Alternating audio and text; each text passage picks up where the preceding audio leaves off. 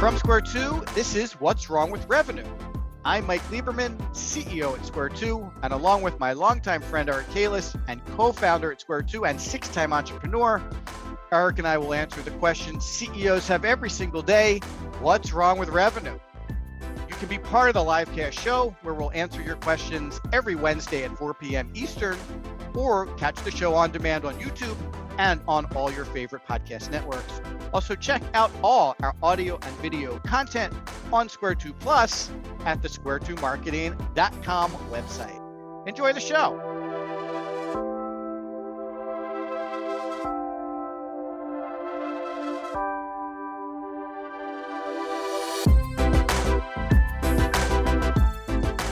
Hey everybody, welcome to What's Wrong with Revenue. I'm Mike Lieberman. I'm joined by my longtime friend and business partner, Eric Kalis. Eric, say hi.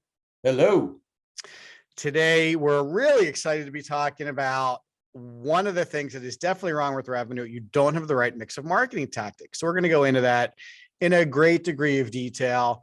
I wanted to just take a break for a minute, and I'll do my typical, like where you can find the show and all those other things. But, we've been doing the show. We're on episode 27. And you might be wondering, how many things can these guys talk about in terms of what's wrong with revenue? So this is an interesting kind of behind the scenes. I plan the show typically in like monthly spurts. So I might plan for like the next 4 shows. And then, as the shows start to get close, I plan for another 4 shows. But I decided today to plan for the next 10 shows. So, because I was getting bothered every month having to do this. So you'd think, how hard is it to come up with 10 things that might be wrong with revenue we haven't talked about over the past 27 weeks? And you'll be shocked to know it really wasn't that hard. There's really so much wrong with this, and it's so complex that literally in a matter of minutes, and I did, poke Eric for some, questions that prospects are asking him to make sure I was on the right track a little bit, but it really didn't take me that long to come up with 10 more shows. So obviously there's a lot more runway here for us to talk about in terms of what's wrong with revenue. And we're excited that there's an opportunity to bring some of this thought leadership to everybody that's watching the show. And obviously we appreciate everybody that listens and helps us promote it. Again, if you want to check out the show, you can go to the square2marketing.com YouTube channel. All the shows are posted there literally the next day. You can get access to all of them. Please like it and subscribe, and then you'll get notified when we do post new shows there.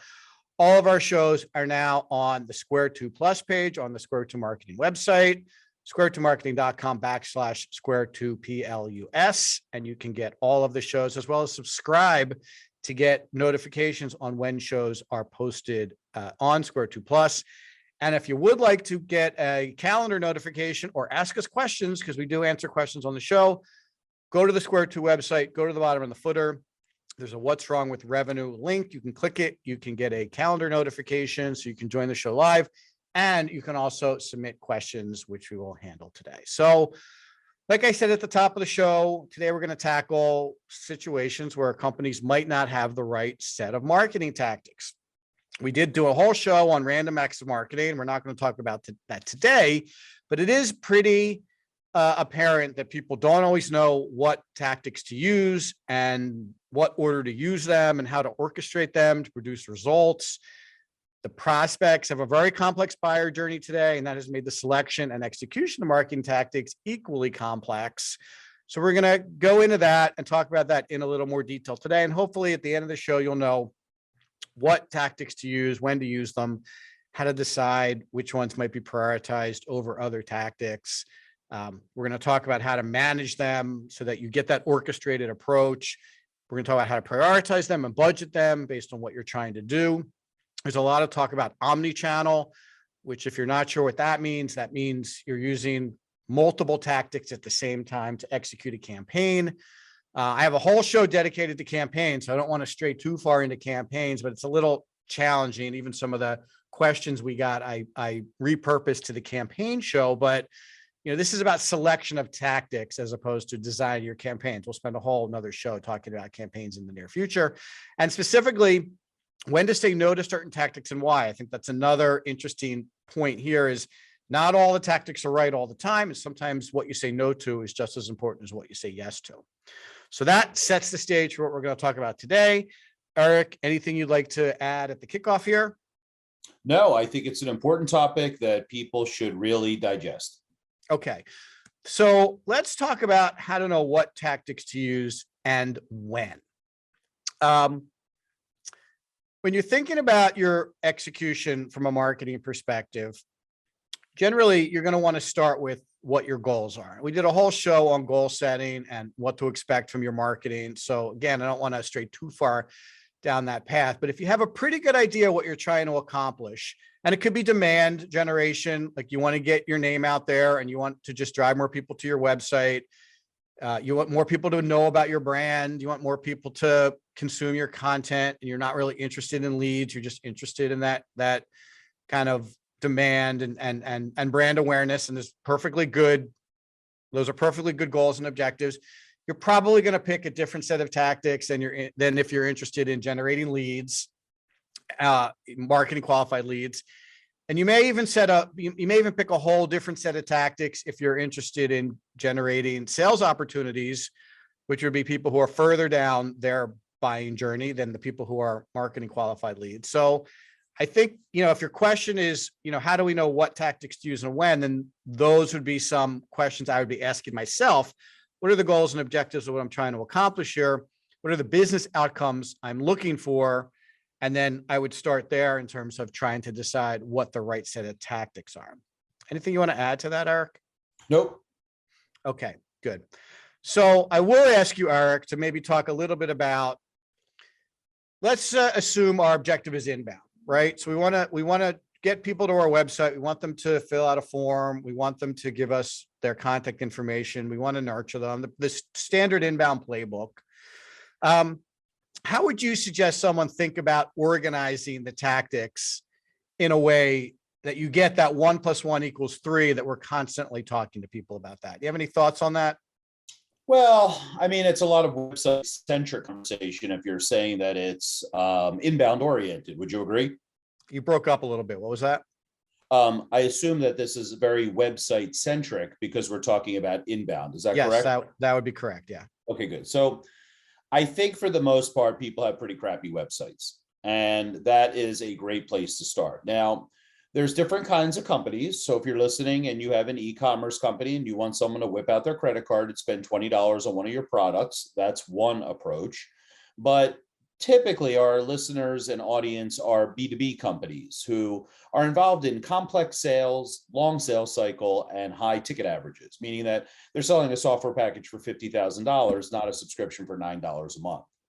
So if I'm leaning into the second scenario of B2B, the website has to do so many different things. And that's the first tactic that I would look at. Typically, if I meet with an entrepreneur and I ask them about their business, they're happy to tell me very exciting things that are going on in their company, things they do differently, things they developed over the years. And then I go check out their website and I don't see those stories. That's a big breakdown. Most companies have a fabulous inside reality and it doesn't match the outside perception. So the website as a tactic is the first place that you have to start. Nobody is going to hire your business looking to spend $50,000 if they don't check out your website first. And your website has to be a great experience. It has to give them answers they're looking for. It has to validate why you're the obvious choice to do business with. It has to educate them by providing content to help them in their buying decision. And it has to also differentiate you from the competition so that when people get to your website, they're like, oh, these guys are the obvious choice to do business with. So I think when we start the conversation, website is the first tactic that needs to be cured in most scenarios. Would you agree, Mike? I would. And you're actually bringing up a really good point and a really nice bridge into something I wanted to talk about. There are a variety of tactics buried in the website project, right? It's not you talked about the message and the story that you need your website to tell. That's, in my opinion, one tactic, right? You might have to spend a couple of weeks really crafting that message and getting it to resonate and have it be emotional and disruptive. And to your point, tell a story in 10 seconds, because all the research tells us that's all the time you have when someone lands on your website before they want to hit the back button or lose interest. That's one tactic, right? Associated with the website. You then have a a technical SEO tactic associated with the website, don't you? You know, your website has to be ranked on Google. That's another tactic that should probably be at the top of the list because, I mean, yes, you're right. People are going to be driven to your website, but also you want people to organically find your website. If they can't find your website, that's one of the broken tactics. Wouldn't you agree? 100%. Right. So you have to make sure that your website is getting technically optimized by Google. So now you're talking about the selection of the URL, naming convention, and the way you describe your pages, and the tags that are on images, and the page load speeds. There's a lot of performance related metrics these days that have to be highly optimized in order for Google to rank you. It has to work really well on mobile.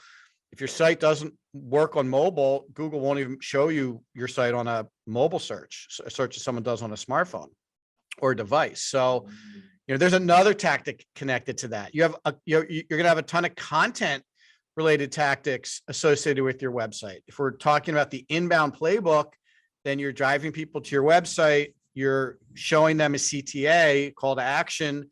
You're putting them on a landing page and getting them to convert from anonymous visitor into new contact with a form. So, you know, now you're talking about CTA design. You're talking about landing page design. You're talking about form optimization. You know, those are all additional tactics that wrap around the website that need to be executed at the same time. Yeah, go ahead. Don't forget about the nurture campaign that it'll trigger once someone downloads that piece of content. Yes, that's a really good point. So someone downloads content, you want to send them a series of emails related to what they downloaded, and you want those to be strategically designed to kind of pull them through the buyer journey. We did talk about that in a previous episode, but that's a good point.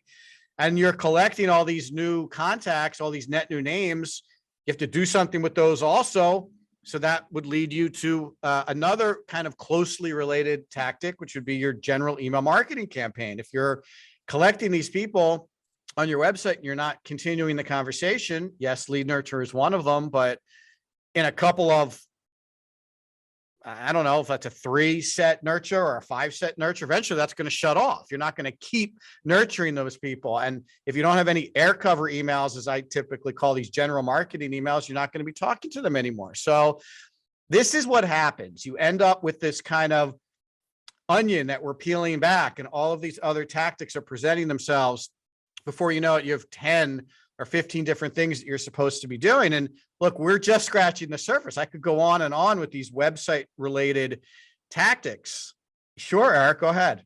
Well, I mean, I want to be very blunt because our listeners are depending on us for a no fluff approach to this kind of conversation. What we just talked about, a website, a content, a landing page, a conversion form, a database, and a nurture campaign. What percentage would you say of the companies we speak with have just that basic blocking tackling in place? Well, I would say a very small percentage. A larger percentage of them have pieces of it, right? But I don't know how many, a surprisingly small amount of people have all of it like we've been describing. Wouldn't you agree with that? I wanted to bring up that point because if we just stop the episode now and we said, okay, everybody, here's your homework, enhance your website, put content on it, calls to action, form, technology, database, whatever you want to call that part, nurture campaign, and stop right there.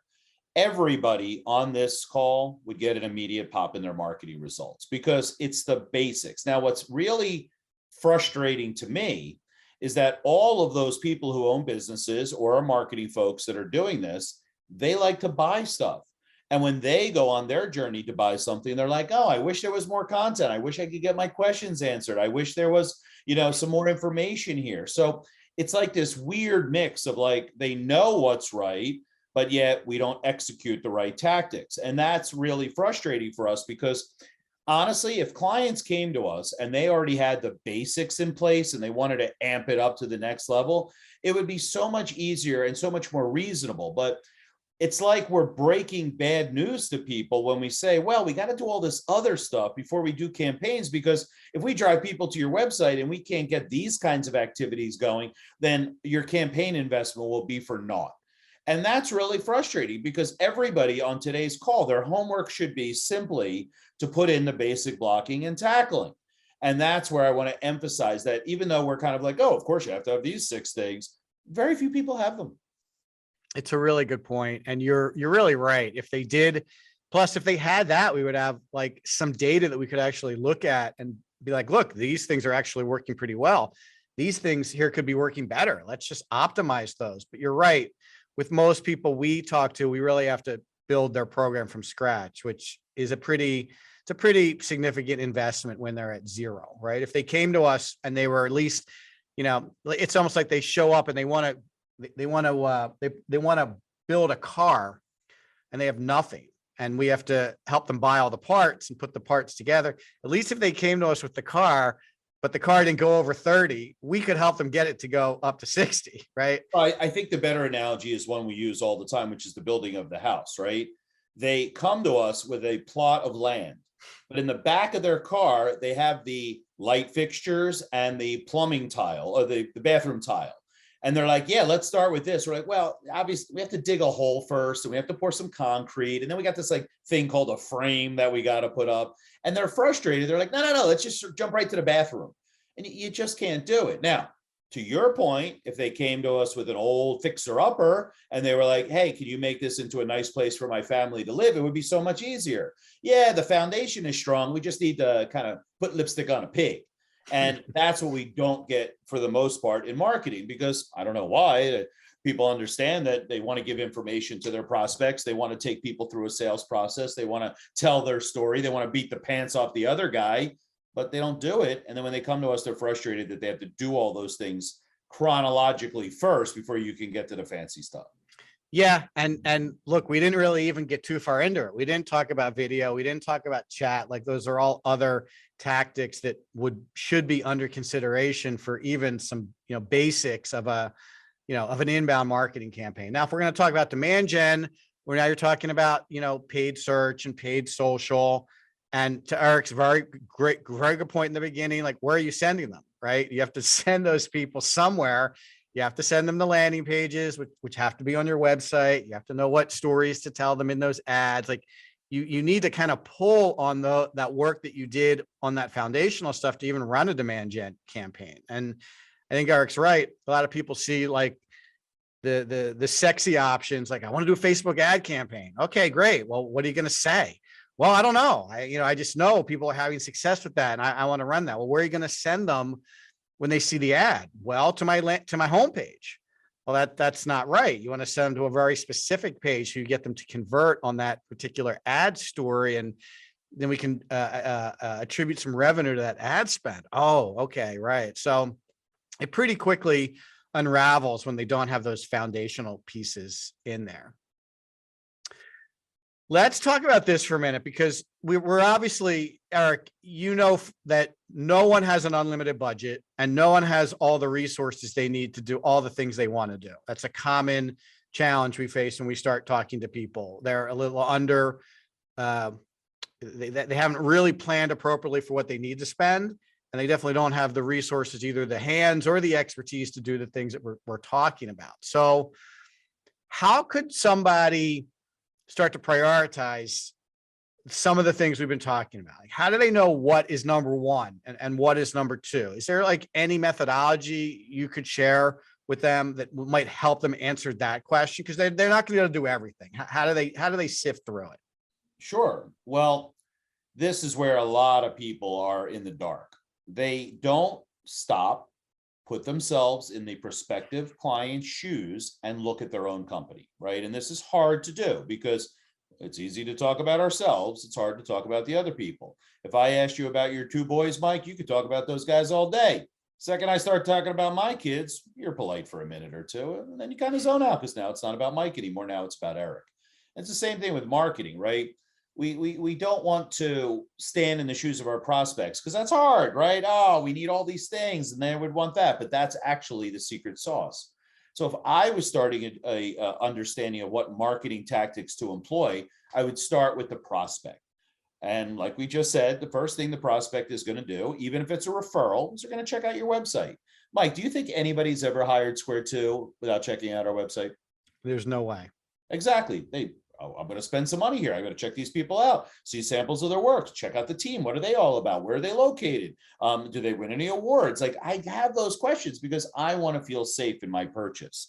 So let's start that way. Let's say we're an accounting firm, and they are not marketers, they're accountants, and they haven't been spending any money for 5 years. Now they come and they say, what tactics, right? The essence of our show today, what tactics should I use? What's my mix? So I'd say, okay, well, the business owner that's looking for a new accounting firm, they're going to want to have a really good website. Okay, great. So we need a website. Now, the accounting firm hasn't attended to their website in 5 years. Even though they're accountants, they did not put together a 5-year sinking fund of money that they were meaning to invest in marketing in year 5, right? They have no budget. But meanwhile, they want to double the size of their firm. So we have to start in the places where that be most impactful. And the website's the first place to start. So now, what are my pains? Well, my pains are I'm looking for a new accounting firm because my old accountant surprised me with a giant tax bill at the end of last year. And I want a firm that can help me with better tax minimization. So the second thing, besides having a good website, is I need content around how my firm helps companies minimize taxes. Now, to your earlier point, Mike, that could be a simple video that we put on the page that's titled Tax Minimization Strategies for Business. Hi, I'm Eric. I'm an accountant at Accountants Incorporated. I just wanted to let you know that there are 3 things that we always look at to make sure that clients have less tax bills at the end of the year.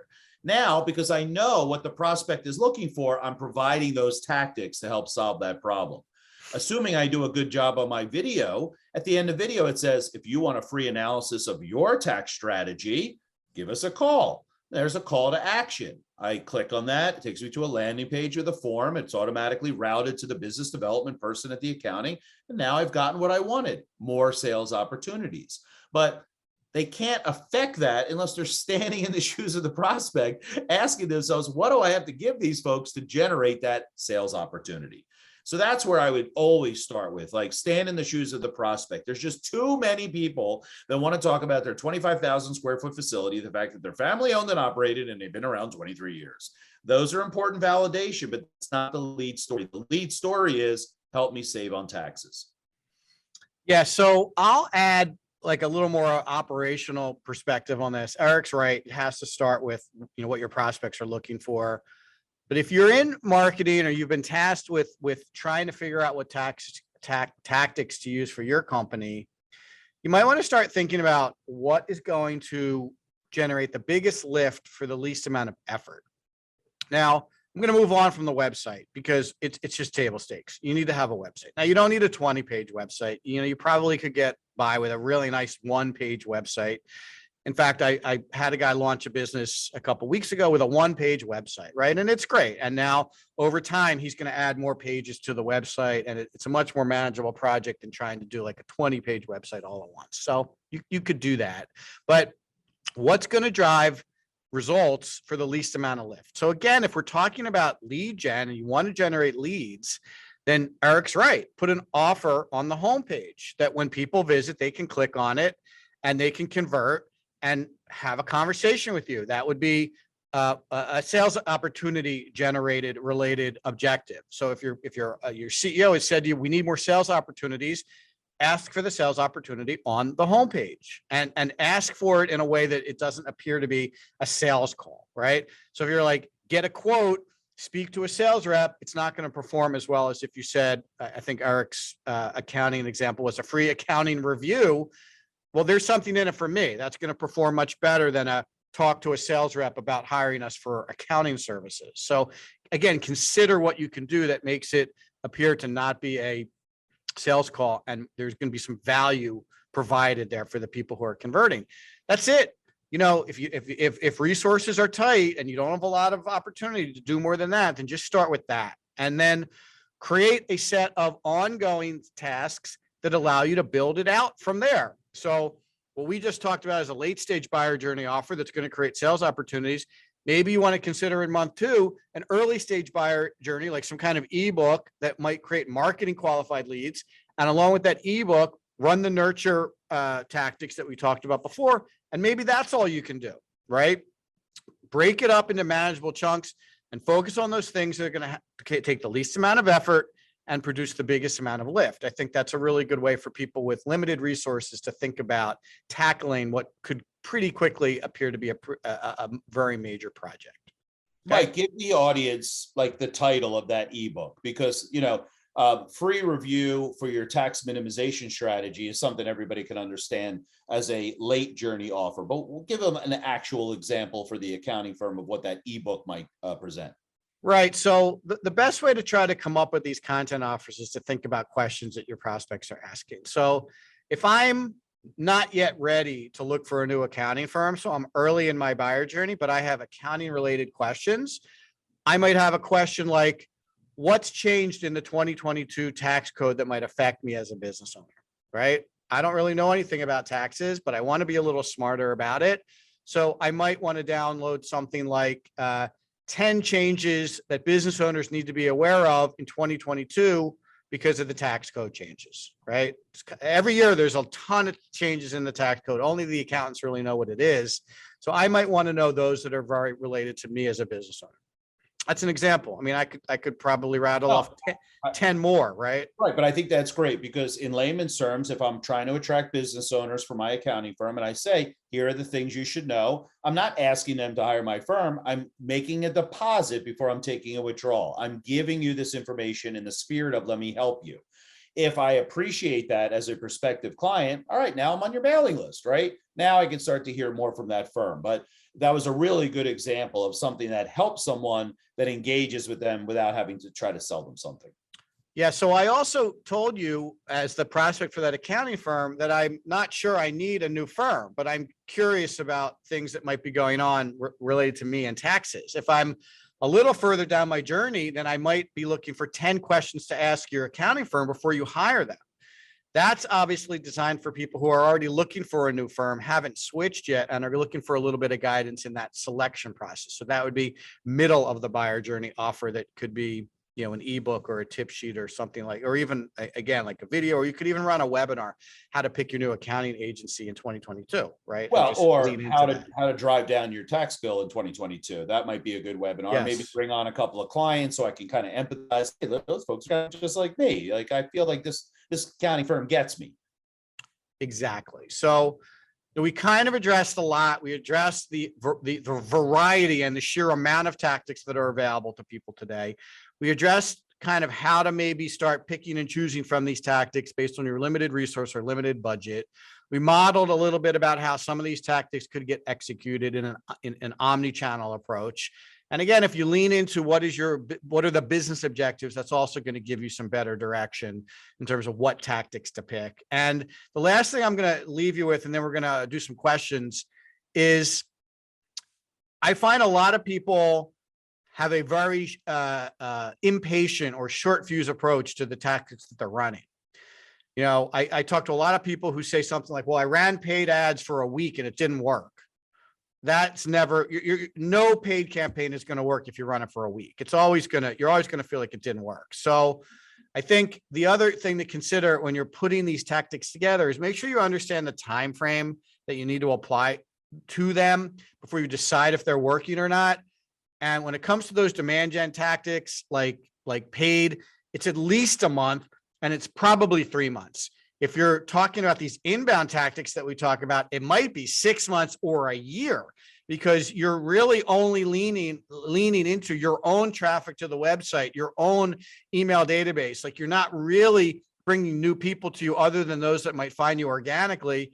It might take 6 months or a year for those assets to start converting and turning into new marketing qualified leads or sales opportunities. So make sure you have the right time horizon around these tactics, or else you're going to cut them off too early and never know. Eric and I can tell you a ton of stories from clients that got impatient with an inbound program. And as soon as they decided to take it and do it themselves, they started getting leads from the inbound program that had been running for a couple months prior to that. I mean, how embarrassing is that to say it's not working, and then all of a sudden you say it's not working, it starts working. It happens all the time. So a lot there to digest. If you guys have any questions about any of that, you guys know how to get in touch with us. So let's do some of the questions that were submitted. Okay, this is a good one. So this question is from Daisy in Minnesota.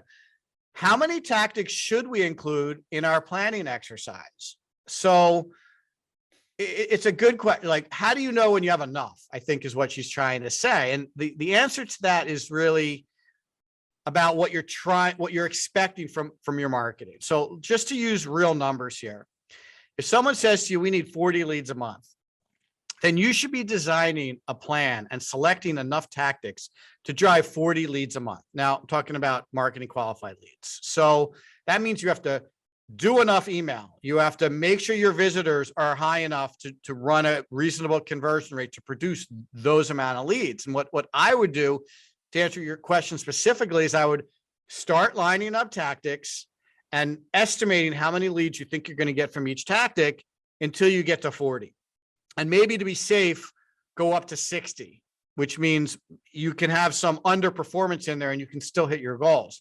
If you stop building your plan at 40 and there's some unexpected underperformance, you're going to miss your goals. But if you plan for 60 and not everything works like it's supposed to, you still might hit your 40 lead tactic. So whatever that means, right? You might have to do some technical optimization. You might have to publish some content. You might have to redo some landing pages. You might have to run a paid campaign to generate new visitors to the website. You might have to do some influencer, like whatever tactics you're considering, project the amount of leads that you think you're going to get from each of them until you get to your goals. And that would be one way to know going into it, you have the right amount of tactics to hit your goals. Anything you want to add, Eric? Yeah, I think that, that's a good plan, but I like also the layered approach, right? Let's say I select 10 tactics that I think will get me to 40 or 60 leads a month, right? Assuming there's going to be a little bit of turbulence in there, right? But once again, to begin our show, we talked about how very few companies have the bandwidth or expertise to knock those out in a short order. So then I would start my layered approach, meaning that I would prioritize that list and then maybe even prioritize things that are adjacent to one another. I don't want to build a conversion page unless I have some technology to capture that email and a nurture campaign to follow up with those people. So maybe I group those three together, right? The reason I say that is because I so many businesses, and we're not talking about like baby businesses we talk to. We're talking about like companies doing $500 million revenue, somewhere in that middle market. They just don't have enough bandwidth in order to build 20 tactics in a month or even a quarter. And that's why maybe, okay, we're just going to build these three. Now, of course, you can always hire a firm or you could get some contractors to do it for you. But I think today's listeners want to know what can they do without spending a lot of money that'll give them the biggest bang for their buck. So not only is it selecting the tactics that'll get you to 60, but then prioritizing them and then grouping them will give you the fastest path to success. Good point. This is from Glenn in Dallas. How can I associate projected leads with specific tactics to forecast performance from our campaign? So I think Glenn's asking about revenue attribution here associated with specific tactics. Do you have some advice for Glenn? Well, I don't think it's revenue that he's looking for, assuming Glenn's a guy. I think he's looking for lead gen, right? He does say, yes, Glenn is a guy. He does say associated projected leads. Leads. Okay, good.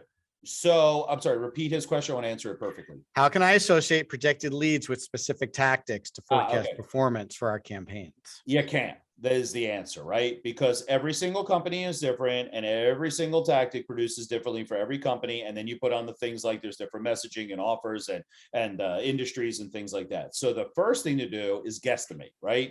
All right, let's be honest. And we just went through the same exercise. We're sponsoring a large entrepreneur conference. And I said to you, all right, 500 people are coming. How many leads do you think we could generate? And actually, my question was, how many books should I bring to give away? And then we started that whole conversation about, well, maybe like 1 in 5 people will take the book. Okay, everybody takes the book. They're serious. Out of those 100, out of the 500, how many of those will convert? All right, well, let's say half of those would be interested in talking. Okay, that's 50. How many leads do we actually need to get to the, well, if we close 2 deals from the conference, it would pay for itself. The third deal would be gravy. Okay, well, if we have 50 people take the book, the chances are we'll get 3 deals. Like we started that whole conversation without literally having one scrap of data. But being marketing folks, right, the folks that are listening today, they can know that the difference between 3 and 300, right? I'm not going to a conference with 500 people and assuming 300 people would want to talk to me about doing business. So, you start with your gut. then that gut gets locked down as to your projection. Okay, so our goal here is 50 conversations, 25 sales opportunities, and 5 deals. Let's start there. Then you start to say, well, what can I do to protect those numbers, right? Well, what if I did some pre-show promotion, created some in-show buzz, and then had a really tight follow-up program? Would that help me or not? Oh yeah, then I think that that would be good. Okay, great. So let's do that. Now, I feel more comfortable about my number. I don't want to expand it. Now we have the conversation about average engagement size. Well, are they going to spend 25,000, 50,000, 75,000? Let's be conservative and say 25. Okay, well, the conference costs $5,000. And if I do 3 deals at $75,000 in revenue, at 10% net margin would be 7,500. We would make 2,500 on the deal. Seems reasonable. Lock that down, go to the show, follow up with all the data 3 months after the show, and you'll have your answer. Use that to springboard into the next shows. And now I did that. Okay, what could I have done better? What worked? What didn't work? And like you said earlier, Mike, it's an ongoing exercise. It's not a one and done event. Yeah, I know what you're saying, and you're describing the conversation very accurately.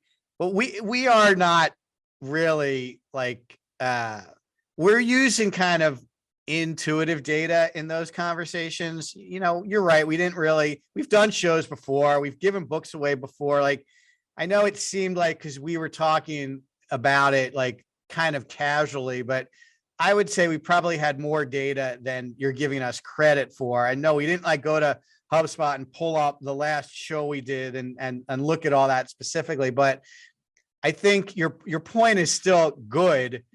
I think the people listening could actually go into a database or go into some marketing automation they have and pretty quickly get some additional information that would help them run through the same exercise you did. From your mouth to God's ears that they have that data. But you know as well as I do, just a small percentage of folks could actually have that information at their fingertips, right? And even there, they're depending on the salespeople at the booth to correctly attribute the CRM. And they're talking about clean data versus dirty data. And the fact that the show didn't give up the list of the people, so they couldn't nurture the folks that didn't stop by the booth. There's a lot of compounding factors. And all I'm saying is it's okay to guesstimate and see. Now, if we said, well, we're going to need 30 deals to make a break even on that show, we know, and just like the people who work in marketing and sales teams across the world, they know they're not getting 30 deals out of 500 people. So don't go to the show. Right. Yeah. And you can also be extremely conservative, right? So, you know, if you're concerned about this type of exercise, you don't have data, just be extra conservative, right? Well, I call it the 50% blow smoke up your skirt, right? I'm always like, this is what I think is going to happen. But if it still doesn't work at 50% the expectations, I don't want to do it because I know that everybody's overly optimistic on the results they'll get from a campaign. Right. So if you're extremely conservative and you can still make a case for it, I think you have a very good plan in front of you for sure. Oh, I agree. Yeah. Okay, good. So we did talk about this for a second, but Kyle from Vermont asks, how long should we lean into specific tactics before we either start optimizing them or consider sunsetting them? So I talked about this real briefly, but I want to lean into Kyle's optimization comment because, you know, I did mention you got to give it time, right? Whatever that means to you, you have to be patient. You have to get your leadership team to be patient too. But the optimization part of Kyle's question is interesting because that's a little different, right? How long, when you're running these campaigns, should you leave them alone before you start tweaking them? I think that's a more interesting question than trying to be patient and let them run their course. So do you have any comments on that? Or do you want me to take it? No, I mean, I'll start by saying in the old days, you'd really have to wait a long time, right? Because all the data would have to come in. The postcards from your, trade show would have to come back. But now we have the internet. So I think that the time to go, no go is cut dramatically. If we're doing digital campaigns, I would think 2 weeks or so would give you initial indicators. If you did an email and nobody responded to it in 2 weeks, I'm pretty sure you have a dog there, right? And no matter how much of optimization you try to do, it's just not resonating with your target market. But if you did an email and your expectations were 50 and you got 25, then maybe you resend it with a slightly tweaked message and a slightly tweaked offer. And my rule of thumb is, as long as I'm making incremental positive movement on the campaign, I stick with it. When it plateaus and starts to erode, then I think time maybe it's to replace it with a new campaign. Yeah, that's good advice. Just to give a slightly different perspective on the same question, there are some tactics that I consider just you got to do, right? Like email is one of those tactics that you could stop sending emails out, but that probably would be a mistake, right? Well, there's also the cost benefit of that. Yes. Email, you're right. I was going to say, I mean, literally there's no cost associated with email. Even the development of the email and the build of the email today is like super light lift, right? So there's almost no reason to not do an email. And with all of the privacy and all of the spam filters and all of the things that are making email so much more of a challenging tactic these days, you could easily argue we shouldn't do it anymore. It's too hard to get through to people. People are getting too many emails. Apple's made it increasingly difficult to, do email effectively and get good data on email performance. But I'm going to tell you that I still think you should probably continue that, right? Don't worry so much about the tactics. And even when we talk to clients, like, yes, you could finesse a subject line, for an hour to try to do better than you did last month. I'm not sure that's the best use of your time. But understand the expectations and adjust the investment, the time investment in this case accordingly. There are other tactics that you have to think about a little differently. So back to those demand gen tactics like social media advertising and even paid advertising. The algorithms that specifically Facebook and Google are running today are so sophisticated that you should look at the performance of those campaigns in a couple of weeks, like Eric's saying, but I would probably let it run for at least a month to let those algorithms do what they're designed to do. And if you think about it, Facebook wants your campaign to perform. Google wants your campaign to perform. That's how they get you to continue to spend money on it. So if you're running a campaign and it's not working, it's not in Google or Facebook's interest. So they've really tweaked these algorithms to produce results, and you have to let it run long enough for those algorithms to kick in and dictate placement and budget and even targeting criteria around those campaigns so that you get the results you're looking for. So I agree with Eric. Like, I would look at it after a couple of weeks and see how it's doing. I think I might let it run for at least a month before I did anything, just to see really how good Google and Facebook are at getting it to work on their own. And then I would probably spend some time in the second month looking at optimization, or maybe even running different variations of the same ads to see if they perform better, and let them run for another month and then compare the two sets of ads. So there are things you can do from an optimization perspective in that second month that makes the performance of these campaigns a lot more interesting. And that applies to your website too. Landing pages need to be optimized on a regular basis. That really just comes down to how many people are visiting them, right?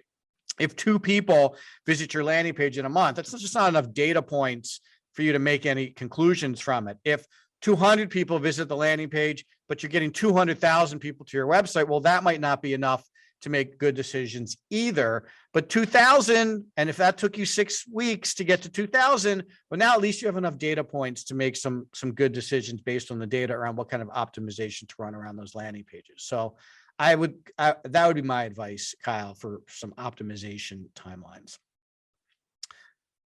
Okay, good. This is a good one for you, Eric. This is Bill in Phoenix. He wants to know, how should we evaluate our ability to execute some tactics versus getting help from an agency like yours on other tactics? So I know you talk to prospects a lot about what they're capable of doing versus what we're capable of doing. How do you help people navigate that decision when they're trying to figure out how to tackle all these tactics?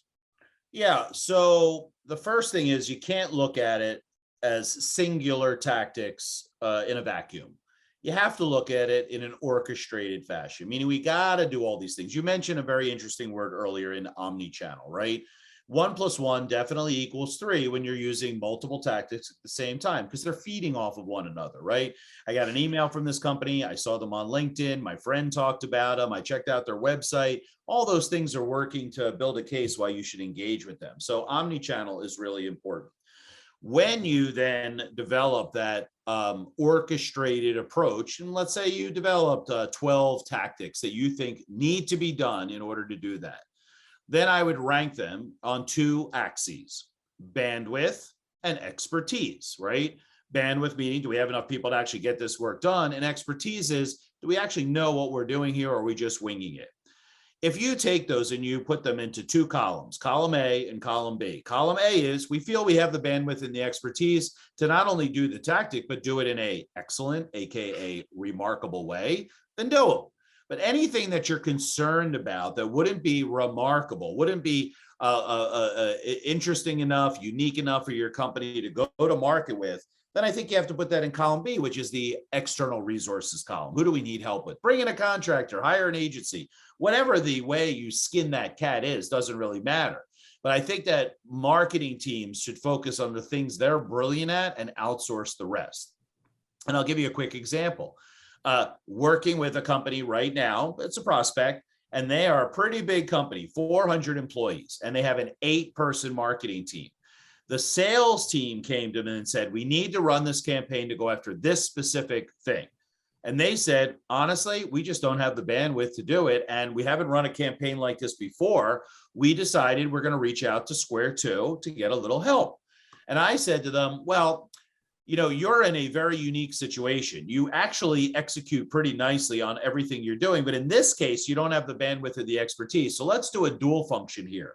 Let's help you create this campaign, but let's add in a few more hours for training. And the reason I said that was because they're doing well. They're a well-run marketing team. They just don't have the bandwidth or the expertise. So if we show them what we're doing, if we train them, if we create a mini playbook that'll help them do the next one, they'll even get more value for the next time they do that exercise, and maybe they could bring it in-house, save a little money, control the messaging or the costs or whatever. So I think that's a better way to approach it, rather than just like outsource the whole thing or try to do the whole thing ourselves. Like, a blend is okay. If you have an agency that understands that every marketing and sales department is different and everybody has different skill sets and everybody has a unique budget, the good agency will say, no, we have to do it all ourselves. Actually, they'll say, let's identify the gaps you have and then help you plug them. Yeah, that's really good advice. I also think sometimes this question is answered based on how important this campaign might be, because in some organizations, it might be okay for you to try stuff you've never done before and learn how to do it. Again, if it's not super urgent and the company is willing to let you learn on the job per se, then, you know, great, go to town. But if this is really key to the company's business objectives for the year or for the quarter, bringing someone in from the outside who knows how to do it and isn't going to make a mistake and can teach you how to do it the next time is going to help you get to your goals faster than you trying to figure it out on your own. So I think that's an overlay to this decision that sometimes can help you decide what to do. Yeah, let me give you the actual example for the listeners. I think it'll be Sure. interesting. So they're doing a lot of demand gen. They're doing a lot of inbound marketing. And when the sales team came to them for that campaign, what it was we want 15 qualified prospects at a intimate dinner adjacent to the largest industry shows for that industry. I don't know why I said industry twice. The largest shows for that industry, right? So let's say it's a healthcare show and there's going to be 10,000 people attending. They wanted a campaign to put 15 butts in seats at that steakhouse. That's not something they've ever done before. It's not really mission critical, but it's something that the sales team said, we want to have 6 of these steak dinners at 6 of the biggest things in 2022. Can you help us? And they immediately said, we don't know what to do here. Bring in someone else. And I thought, to your point, that's really good, right? Because what I said to them was, hey, let's do the first steak dinner and then show you what we did. And maybe you'd want to take the other 5 yourself. Yeah, that's a good point. It might not sound mission critical, but you really have one chance to make that successful. Like if you whiff, you have 0 people at the dinner, like that's just a waste of an opportunity. So again, for them to try it on their own and not be successful, they're going to lose like a whole year's worth of opportunities there. They really need somebody to help them make sure that they, you know, hit a home run. Well, I was looking at it, if some people don't show up, more bone-in ribeye forever. More tomahawk for you. Right. All right, I got a couple more questions here and then we'll wrap up. This is an interesting one. This is from Mark in Austin. How about crossover tactics that bridge sales and marketing like ABM or sales email campaigns? What are some best practices around to make these tactics successful? So I know this is your ballywick. What kind of advice do you have for Mark? Well, I'm a rabid fan of sales and marketing alignment, because back to our 1 + 1 = 3, if we can get everybody in the revenue department, not sales, not marketing by themselves, if we can get everybody in the revenue department pulling on the rope in the same direction, that becomes pretty powerful. When it comes to tactical things, you have to get buy-in from both sides of that equation, right? Sales and marketing have to both agree. And that's where service level agreements come in, like, hey guys, we're going to do these campaigns, and then you promise that when we get these leads, you're going to close them. That's like a good little like horse trading exercise that everybody could be involved in. I think, though, that is very, very dangerous territory if the culture of your company does not have that alignment and those two departments are siloed. Because I can't tell you how many times I've talked to a marketing person and they said to me something like, oh, well, that's the sales team. I have no idea how that works. And I say to myself, how could that possibly be? Just go over to the hall and sit in on that meeting and ask questions and understand what's going on. But cultures in every company are different. And in that specific company, they keep them separate. Yeah, that's a good point. And I think the big takeaway for these specific tactics are you're going to need feedback from both groups to make this work, right? So if we're running an ABM campaign and there's a set of social connects that precede any kind of outreach from marketing, then sales has to get those social connect messages and they have to get that content offer from marketing. They have to deliver it through social like LinkedIn or Twitter, or however they're connecting with their targets. And if that's not working, they have to provide that feedback back to marketing so marketing can make some adjustments. So there are some tactics that typically fit in an ABM campaign like that. That's one of them. So social outreach messaging, very personalized content that can be shared on social by sales reps. You're going to need pages on your website for people to go back to that are very specific to these industries or these roles that the sales reps are reaching out to. So there's a fair amount that goes into planning these ABM campaigns. A lot of people think ABM is actually a pretty simple set of exercises. It's one of the more complex things we do here because there is so much integration and there's so much personalization. If you have a general message that's going to someone in the CFO seat at a manufacturing company, it's not going to connect. You need very specific CFO messaging, CFO manufacturing messaging for that person in order to get their attention. So it's probably a more complex set of tactics than maybe you thought. All right, I got one more for you, Eric, and then we'll wrap up. This is a good one. Are there any tactics you would absolutely stay away from these days? Jackie in New Jersey is looking for some warning signs. What are some things she should just flat out not do? Got any advice for her? Oh, I sure do. So it all starts from the persona, right? You have to start with the persona. Who is the person we're looking to attract via this marketing? So when you start with the persona and you understand, I'm looking for directors of purchasing at companies in this industry, blah, blah, blah, blah, blah. The next question is, how do they want to receive their information? So let's talk about the difference between a sales manager as a target versus a engineer as a target, right? Engineers, very detail oriented. They like a lot of data. So I would make sure that the tactics that I provide are a match for the way they want to receive that information. Now let's talk about sales managers all over the place, on their phone, can't sit still, like to watch a 2-minute video. They would never read a 9-page ebook, right? So I'm considering that in my tactical things. When I realize that not only this is the target, but this is how they want to receive information, it makes it very easy to cross things off the list. Now, put a COVID overlay on top of that. Direct mail to someone's office? I'm not sure that that's going to be effective. As part of our sales process, Mike, we send out a copy of our book.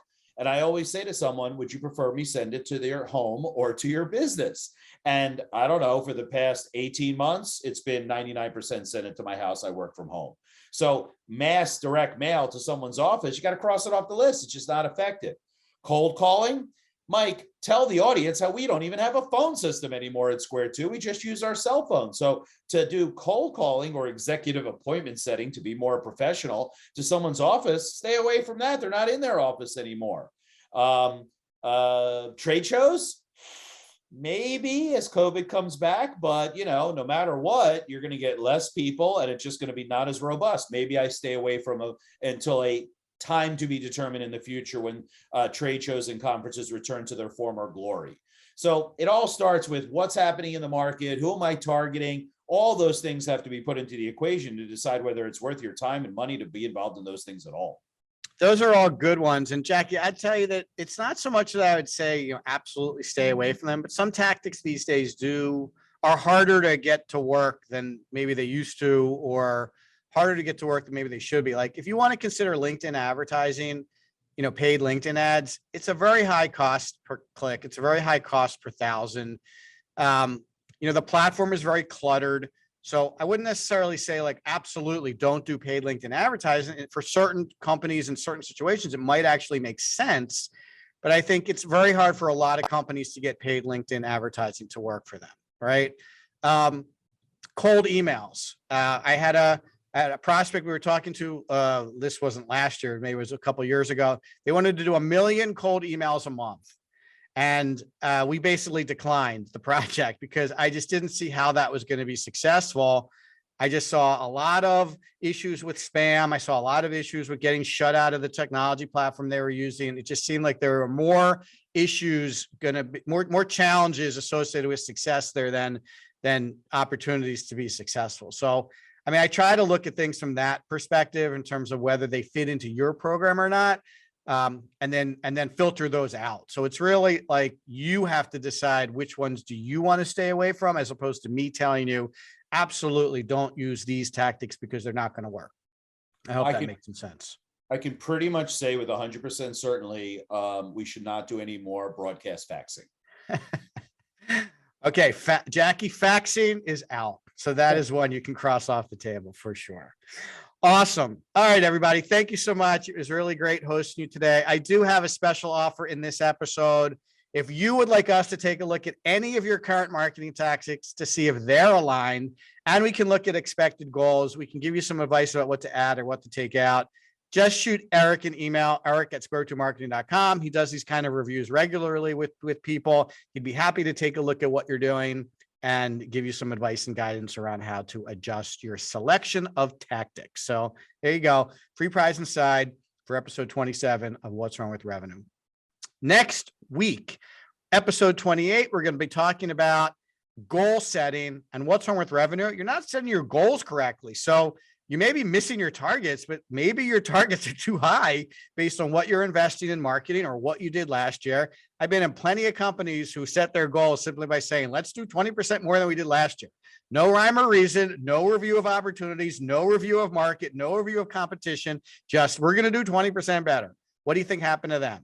They did not hit their goals. So that's what we're going to talk about next week. Thanks everybody for joining. Check out the show on YouTube at the Square 2 Marketing channel. Please subscribe. Please like us. Please give us comments. We love your comments.